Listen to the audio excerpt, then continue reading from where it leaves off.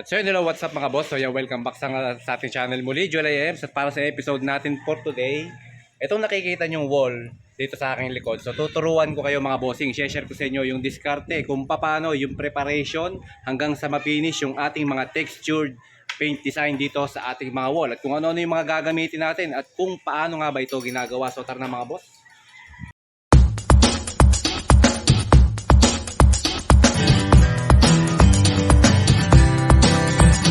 Boss, so bali ito ngayon yung ating lalagyan ng ating textured paint design. So bali ang unang gagawin natin, first step na gagawin natin, skim coat muna natin. Apply muna tayo ng skim coat dito sa ating mga wall. At dahil gusto namin is maganda yung ating mga wall, kaya gusto naming mawala yung mga imperfection, mga lubog-lubog, mga bako-bako, mga guhit-guhit. So nag-apply muna kami ng skim coat gamit itong ating Mondo Skim Coat SK1, yung ating water base na skim coat. At so yan, after na matuyo mga bossing itong ating skim coat, so madali namang malaman kapag tuyo na itong skim coat natin. Titingnan nyo lang kapag puting-puti na siya tapos wala na yung mga wet mark, no? So malalaman nyo naman yan, kapain nyo. Tapos kapag nilihan nyo, hindi na dumidikit sa liha, ready na yung lihahin. So bali ang gagamitin nating liha dito mga bossing is 120. Yan, 120 grit, and then ganitong liha yung bilhin ninyo. Yan, ganitong liha, kulay pula. So para mas maging matipid, dahil ito ay matagal mapudpod kaysa yung mga pira-pira. So ito per metro, yan, mura pa, makakamura kayo dito. Ayan, tapos pag natapos nating lihahin yan, gagawin natin ay lilinisan natin yan. Pupunasan natin ng tubig at ng basahan. So para matanggal yung mga alikabok, para masigurado natin nakakapit mabuti yung ating primer na gagamitin dito mamaya. So yan ang mga bossing ang kagandahan, kaya gumagamit kami ng Mondo Skim Coat. Ang kagandahan sa kanya mga bossing, napakadaling i-apply, pinong-pino itong skim coat na to, mura, at isa pa syempre pagdating sa kalidad ng ating product, hindi tayo mapapahiya. Ayan, tapos isa pang maganda dito, madaling liyahin yung ating Mondo SK1 Skim Coat na water base. Boss, as you can see, so nag-start na tayong linisin ng basahang basa itong ating niliha na skim coat. So para pag nag-primer tayo, masisecure natin na talagang kakapit mabuti yung ating primer. So dun sa makaka-experience naman ng mga skim coat na tumutuklap, ay gumamit kayo ng ating tinatawag na Davis Primer and Sealer. Okay. So yun mga boss, so bali nag-start na tayo ngayong mag-primer. Siyempre ang gamit nating primer is yung ating Davis Pondo Latex, yung ating water base. And then pwede rin tayong gumamit mga boss dito ng mga liquid tile primer na solvent type. Depende sa inyong mga gusto mga bossing. So napili kong Davis kasi ito actually first coating lang, wala na mga boss, finish na. Puting-puti na agad yung ating mga wall. At syempre affordable yan.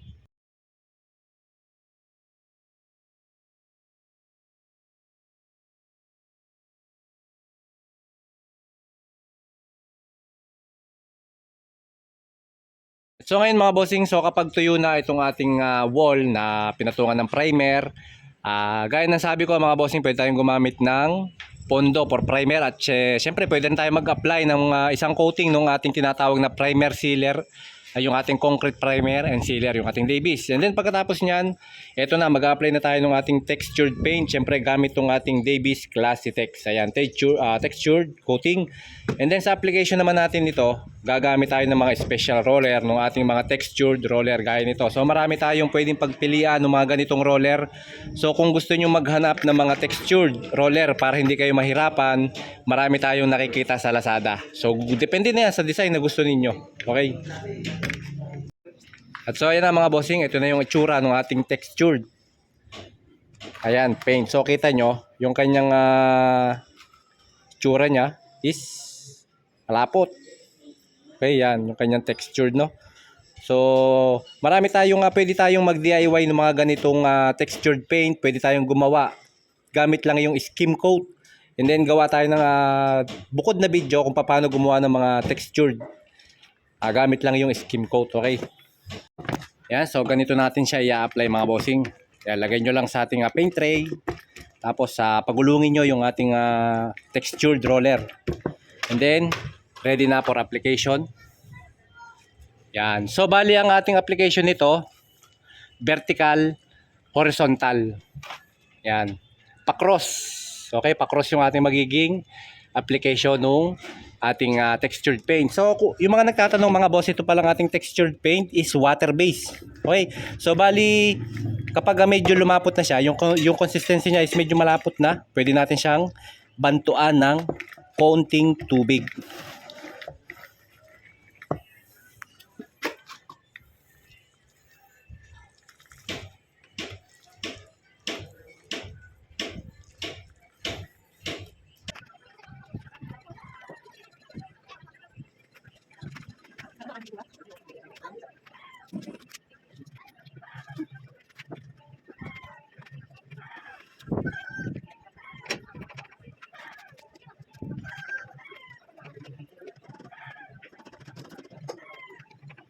So ito na mga boss yung ating finish na textured paint. So ngayon, papatuyuin natin to within 2 hours hanggang 4 hours. Ito mga bossing, kung gusto niyo lihahin itong part ng matilos, ayan. So pwede niyo siyang padaanan ng liha para ma-flatten siya. Pero kung ayaw niyo naman original design, okay lang, diretso na tayo pintura. So mas maganda kung spray yung gagamitin natin. So bali ipapatong natin dito mga bossing is latex din. Okay? So dahil water based itong ating ginamit na textured paint, so kinakailangan water based din yung ating ipapang top coat.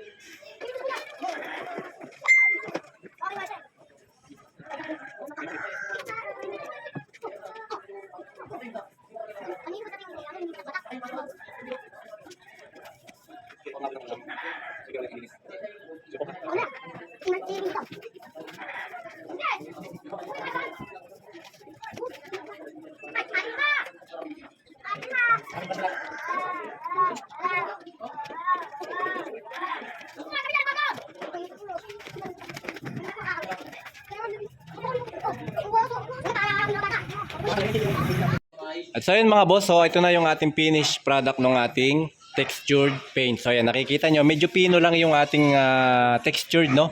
Dahil yung nabili natin na roller, textured roller is pino, yung pinaka-design niya. So pwede naman kayong umorder ng textured roller na malalaki yung kanyang design. Yan.